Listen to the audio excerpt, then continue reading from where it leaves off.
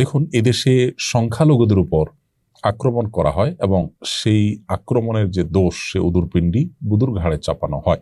ঠিক একইভাবে এই মাজার ভাঙার ক্ষেত্রেও আমরা লক্ষ্য করেছি। পরিষ্কারভাবে আমরা বলতে চাই যে কোনো মুসলিম নামধারী নিজেকে যিনি মুসলমান দাবি করছেন তিনি যদি শিরকে লিপ্ত হন, তাহলে সেক্ষেত্রে তাকে আমাদের দাওয়াত দিতে হবে, সংশোধনের পথে আহ্বান করতে হবে। তার যে মাজার সেটা ভেঙে, যে মাজার সে সিজদা করছে বা যে মাজারকে তিনি পুজো করছেন অথবা সেখানে তিনি শিরকে লিপ্ত হয়েছেন, সেটাকে ভেঙে দেওয়াটাই সমাধান নয়। তাকে দাওয়াত দিবেন।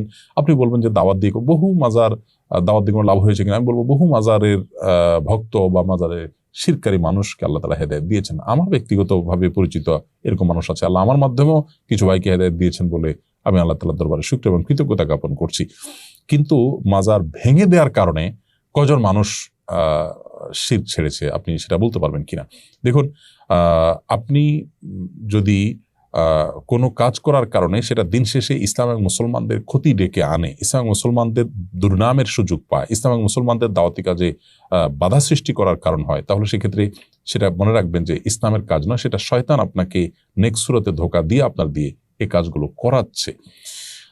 কাদিয়ানীদের মধ্যে দাওয়াতি কাজ করেন এমন একজন প্রথিতযশা আলেম আমাকে বলেছেন ব্যক্তিগতভাবে, আমার বন্ধু মানুষ, মৌলানা আব্দুল মজিদ ওনার নাম, অনেক বই পুস্তক লিখেছেন। তিনি বলেছেন, ভাই আজকাল আমি সেখানে দাওয়াতি কাজ করাটা আমার জন্য কঠিন হয়ে গেছে এবং এটাকে রেফারেন্স হিসেবে টানা হচ্ছে। আমরা অনুগ্রহ করে সবাইকে বলবো এই বিষয়ে সহনশীলতার পরিচয় দিতে এবং ওলামা একরাম আপনাদের কাউকে কাজের নির্দেশ দিয়েছেন কিনা, দিলে তার নাম বলুন। কোন ভিডিওতে, কোন বক্তব্যে, কোন অনুষ্ঠানে প্রকাশ্যে বা অপ্রকাশ্যে কোন আলেম বলেছেন আমাদেরকে বলুন।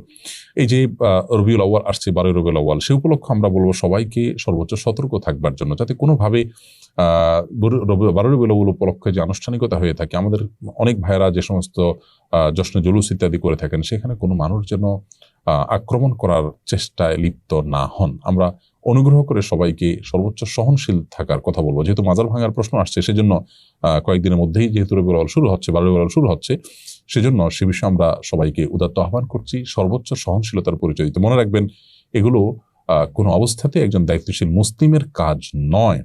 আপনার কোনো কাজে যদি ইসলাম এবং মুসলমানদের উপকারের চাইতে ক্ষতি বেশি হয়, তাহলে সেটা শয়তানের পরিকল্পনা বা সেটাতে শয়তান খুশি হবে, এটা বলাই বাহুল্য।